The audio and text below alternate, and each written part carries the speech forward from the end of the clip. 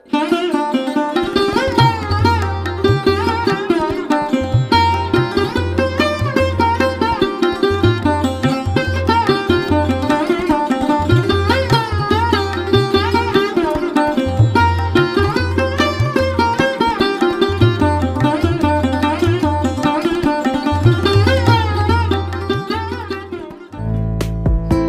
The focus YouTube চ্যানেলে আজকে আমরা আপনাদের নিয়ে যাব পুরান ঢাকার একটি ঐতিহাসিক স্থাপনা আহসান মঞ্জিলে। দেশের দর্শনীয় স্থানগুলির মধ্যে এটি অন্যতম। আহসান মঞ্জিলে প্রতিদিনই দেশি বিদেশি অসংখ্য দর্শনার্থীর আগমন ঘটে। আহসান মঞ্জিলের টিকিটের মূল্য 40 টাকা এবং বিদেশি পর্যটকদের প্রবেশ মূল্য 500 টাকা। বৃহস্পতিবার সাপ্তাহিক ছুটির দিন। আহসান মঞ্জিল বুড়িগঙ্গা নদীর তীরে ইসলামপুরের কুমারটুলিতে অবস্থিত। আহসান মসজিদ ছিল ঢাকার নবাবদের আবাসিক প্রাসাদ ও জমিদারি সদর কাচারি। আহসান মঞ্জিলের অপর নাম নবাব বাড়ি। এই আহসান মঞ্জিল বেশ কয়েকবার সংস্কার করা হয়েছে। সর্বশেষ সংস্কার করা হয়েছে অতি সম্প্রতি। বর্তমানে এটি বাংলাদেশের জাতীয় জাদুঘর কর্তৃক পরিচালিত একটি জাদুঘর। My name is Rob Lake. I'm from Edmonton, Alberta, Canada, and this is my first visit to Bangladesh. Prior to coming here, I had read about the Pink Palace, and I understood it to be the #1 landmark in Dhaka. And we just did a tour of the Pink Palace, and I was impressed with how it was restored as close as possible to its original shape back 100 years ago or so. Inside the rooms, they had photos of how each room looked about 100 years ago compared to today, and they matched very closely. Overall, it was a memorable experience, and I'm glad I was able to see this place. আসসালামু আলাইকুম, আমি সোয়াডাঙ্গা থেকে আসছি। এটা আহসান মঞ্জিল আসার খুব ইচ্ছা ছিল, আসা হয় নাই, এবার প্রথম আসছি। দেখে খুব ভালো লাগছে। ভিতরে পরিবেশও মনোরম, খুব সুন্দর। অনেক পুরাতন নিদর্শন আছে যা দেখে সত্যি আগের স্মৃতিগুলো আসলে অনুভব করা যায়। খুব ভালো লাগছে ঘুরে। আহসান মঞ্জিলের ছাদের উপরে একটি সুন্দর গম্বুজ আছে। এক সময় এই গম্বুজ চূড়াটি ছিল ঢাকা শহরের সর্বোচ্চ।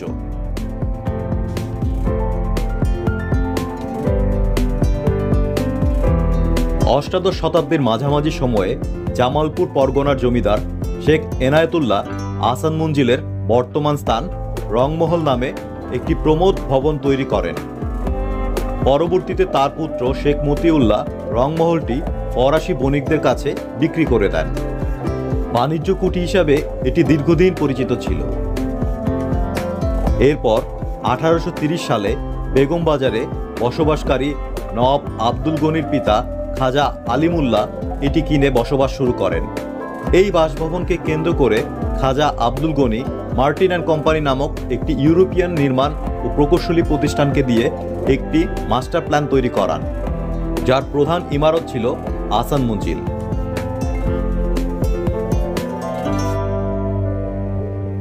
1859 সালে নবাব আব্দুল গনি প্রাসাদটি নির্মাণ কাজ শুরু করেন, যা 1872 সালে সমাপ্ত হয়। তিনি তার প্রিয় পুত্র খাজা আহসানুল্লাহ নাম অনুসারে এর নামকরণ করেন আহসান মঞ্জিল। ওই যুগে নবনির্মিত প্রাসাদ ভবনটি রংমহল ও পুরাতন ভবনটি অন্দরমহল নামে পরিচিত ছিল। 1 মিটার উঁচু বেদির উপর স্থাপিত দ্বিতল প্রাসাদ ভবনটির পরিমাপ 125.4 মিটার এবং 28.75 মিটার। নিচতলা মেঝে থেকে ছাদ পর্যন্ত উচ্চতা 5 মিটার ও দোতলায় 5.8 মিটার। 1897 সালে 12 জুন ঢাকায় ভূমিকম্প আঘাত হানলে আহসান মঞ্জিল ব্যাপক ক্ষয়ক্ষতি হয়। পরবর্তীকালে নবাব আহসানুল্লাহ তা পুনর্নির্মাণ করেন। 1952 সালে জমিদারি উচ্ছেদ আইনের আওতায় ঢাকা নওয়াব এস্টেট সরকার অধিগ্রহণ করেন, কিন্তু নওয়াবদের আবাসিক ভবন আহসান মঞ্জিল এবং বাগানবাড়ি সমূহ অধিগ্রহণের বাইরে থাকে।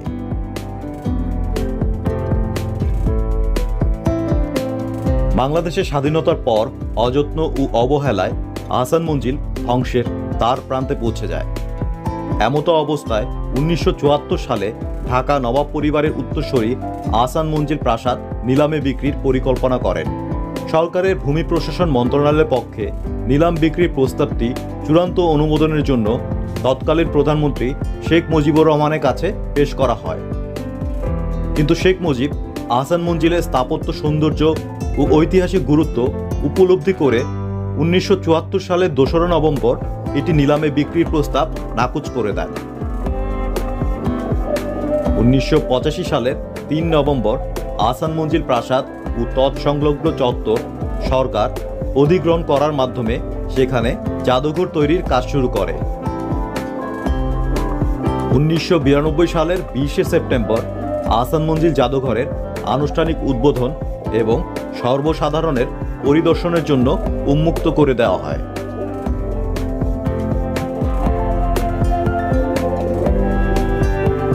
আহসান মঞ্জিলে রয়েছে নবাব এবং তার উজির নাজির সেনাপতিদের ব্যবহৃত পোশাক, ঢাল, তলোয়ার, কামানসহ অস্ত্র, থালা বাসন, আসবাবপত্র, নানান রকম চোখ ধাঁধানো জিনিসপত্র।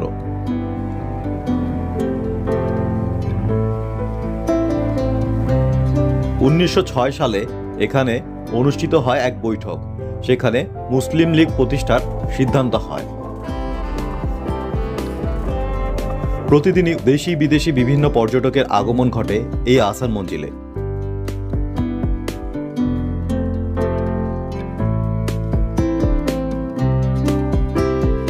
টু দ্য ফোকাস মূলত তথ্য ও বিনোদনমূলক একটি ইউটিউব চ্যানেল। নিত্য নতুন ভিডিও দেখতে টু দ্য ফোকাস ইউটিউব চ্যানেলটি এখনই সাবস্ক্রাইব করুন। এছাড়া লাইক, কমেন্ট ও শেয়ার করে আমাদের সাথেই থাকুন। আপনাদের লাইক, কমেন্ট ও শেয়ার আমাদেরকে নতুন ভিডিও তৈরিতে অনেক বেশি অনুপ্রাণিত করে।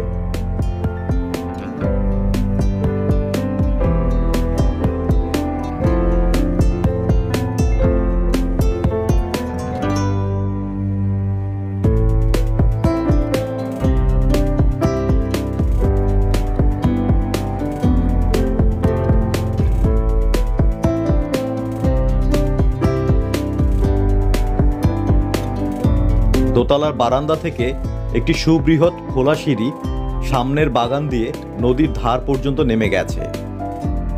সিঁড়ির সামনে বাগানে একটি ফোয়ারা ছিল, যা বর্তমানে নেই।